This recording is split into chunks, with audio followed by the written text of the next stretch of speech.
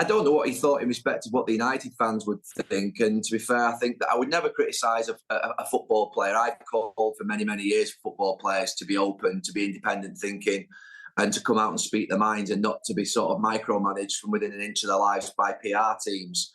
And I can't think that's happened here. I can't think that any PR advisor would have told him to go and do what he's done. I think that he would have done this off his own back with his own strength of character and personality.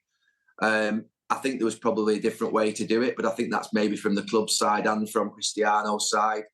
You know, when I had that debate in the studio after the Chelsea game 3 or 4 weeks ago with Roy Keane and with Jimmy Floyd Hasselbank and Dave Jones, I urged Manchester United and Cristiano to come together that week because it was obvious that the actual relationship was failing or had failed, and that navigate a pathway to January or to the World Cup whereby they had basically created a truce. You know, exits don't have to happen this way if both sides are proactive and mature. So I think I'm disappointed that that meeting doesn't seem to have happened.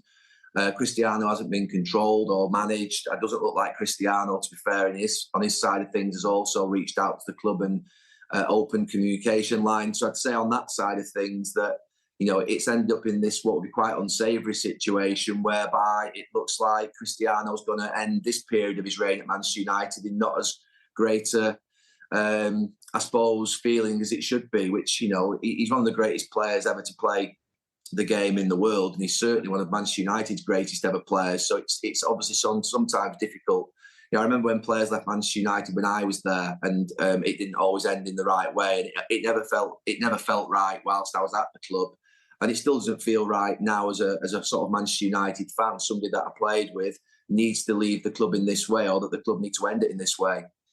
I think he's obviously over a period of many, many months stored up, had a pent-up frustration. Obviously, he's not done any interview at all this season for any broadcaster, whether it be Sky Sports or BT Sport. Obviously, United are nearly on every single week. And I suspect he's been asked to do an interview after every game, every single week, and he's chosen not to speak. And obviously, through that, he's felt as though he's needed to come out and say his piece and obviously get off his chest what's been bugging him. No, and I don't think he wants a way back. I mean, he wouldn't have done this interview if he wanted a way back. I think this interview, to be fair, was one that he knew would bring about the headlines that it has and would bring his end of his Manchester United career. Now, from a club point of view, I think that the interesting thing is now Cristiano has obviously said what he said. He's come out and basically criticised whether it be the young players at the club, whether it be Erik ten Hag, the owners, the board. So if you do that in any business, you know, if you criticise your line manager, if you criticise your owners, your board, your executive, then there's obviously no employment going to be there for you in the future. So I'm, to be fair, at this moment in time, wondering what Manchester United are doing, because the reality of it is they know they have to terminate Cristiano's contract, or else they basically open up a precedent so that any player can come and criticise them in the future. So, you know, I agree with some of the things that Cristiano has said. And many Manchester United fans will agree with many of the things that Cristiano has said. But the reality of it is, if you're an employee within a business and you say those things, then your employment has to terminate. And Manchester United, have no doubt, have to do that in the next few days. And Cristiano probably wants that as well. But it didn't need to end like that. They could have come together a few weeks ago and navigated a smooth pathway through what potentially could have been choppy seas to the shore. But it's not happened. They've both basically gone, it looks like, backed themselves into a corner. In the United dressing room, will the players be disappointed? Deep down, I think the players will be very disappointed. To be fair, it's actually where my criticism came from of Cristiano 4 weeks ago. I actually said that I didn't really care about his relationship with the manager. I think I've seen players and managers, we've all seen players and managers fall out over the years. But one thing you don't do, particularly in the upbringing that Cristiano's had at Manchester United, is that you stay strong in the dressing room and you stay there for your group and you make sure you're with your teammates through thick and thin, substitute, no substitute, win, lose, injury, no injury. You make sure that you're with your teammates very much to the end. And when he obviously, for the second time, he left the ground before the end of a match, that wasn't the first time he'd done it, it was the second time. That wasn't the professional I suppose, behaviour that you would expect of Cristiano Ronaldo, knowing sort of the upbringing that he's had at that club and what he would know is the right and the wrong things to do. So from that point of view, it was indefensible once he went and left the ground for the second time.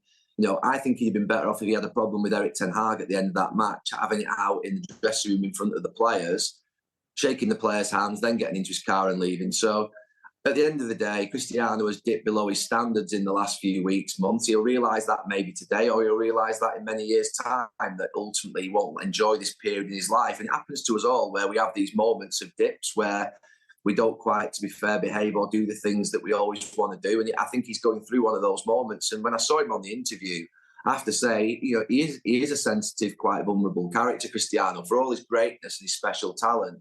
He is quite a sensitive individual, as to be fair, most people are deep down. And, he looked a little bit like a lost sheep at times, I thought, when he was speaking in that interview. And the reality of it is he's done it. I think you have to always applaud someone who comes out and speaks their mind. I can never, ever criticise. I've been calling for him to come out and speak his mind. I've wanted to hear from him for the last 3 months, because he's left other players and his manager at the club to come out and answer the difficult questions for him. But at least now he's answered them all, which I think is, to be fair, a positive out of this, if there is one. I mean, it's not true what he said, but the reality of it is, I think that all's fair in love and war. I know that I live in the game of criticism and that I have to accept it back, and I get plenty of it back. I love all my teammates that I played with, including Cristiano. And to be fair, the disappointment I have in the last few weeks, few months, is that he dropped below a standard that I know he has, and I know that he's set previously in his behaviour. And he'll realise that one day, in 10, 15 years, as I have at many times during my life, it's a little bit wrong at the time. I suspect he's a little bit uncomfortable at this moment in time in terms of the fallout of what's happened, because deep down he's a sensitive, good human being. And he's just, at the end of the day, not handling probably the latter part of his career as easily as he could do, or as well as he could do, because he's got that mentality that I can't describe, that people have of his ilk, that just is it's a monster mentality that basically means they cannot accept things going against them or obstacles being put in the way. And they do think everybody's against them. But the reality of it is, it isn't like that. I'm not against Cristiano Ronaldo. In fact, far from it. I couldn't have any more admiration for him. I couldn't have any more respect for him, of what he's done. He's the greatest football player that I've ever seen. And to be fair, he's the most talented football player that I ever played with at Manchester United. And that continues to be the case. I won't change that. And I remember what Cristiano has said about me in the past, to be fair, when I reflect back. The reality of it is, these comments that Cristiano's made, fair,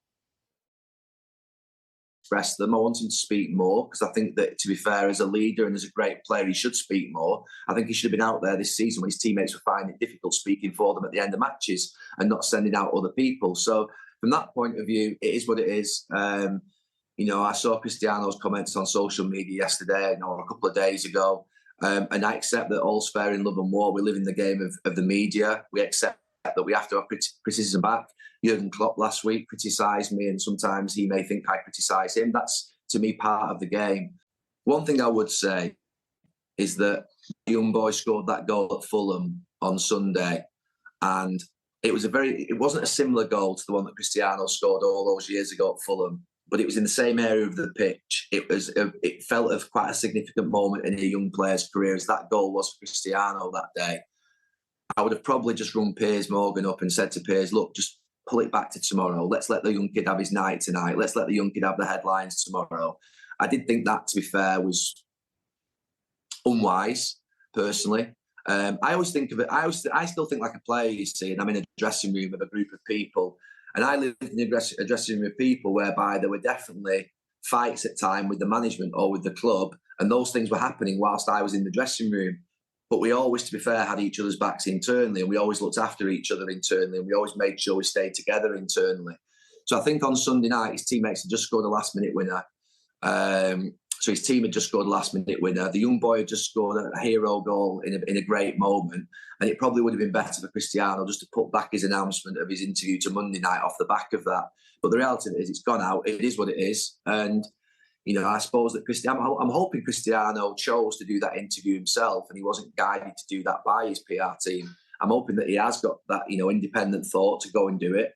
It would deem to me be something that I think he probably has done, which is, it's good. I wouldn't want. I hate the idea of modern football players. I do think are fantastic, producing some great football, being sort of micromanaged within an inch of their lives and not being able to speak openly and criticise people. If I criticise someone on television, I'm happy for the player to come back and have a pop at me. I think that's the way it should be. I don't think they need to be wrapped up in cotton wool all the time. I think they can be more expressive and more open with their feelings. So I'm not going to criticise Cristiano for doing that interview, because I think, to be fair, I want more players to do those types of interviews. To do those interviews. But I think maybe he could have timed it better in respect of the release after the boy scored the goal, obviously, on Sunday, because that was an important moment for that kid. Finally, and very quickly, Gary, thanks for your patience with this. What next for him? Where do you see him going? I don't know where he goes. I hope that he goes somewhere that's going to accept, and he's going to accept that. Well, sorry, he needs to go somewhere that's going to accept the way in which he wants the rest of his career to play out. Because if you look at what happened at Juventus at the end, and if you look at what's happening at Manchester United, one can be, to be fair, just happen. One thing can just happen, but when it happens twice, it becomes a pattern. So he needs to choose a club that suits Cristiano's end of his career. That means that he's, I suppose, got a level of control, because that's what he wants in terms of his position. He obviously is someone who wants to be playing every single week, irrespective of whether the team are better for it or whether he's better for it.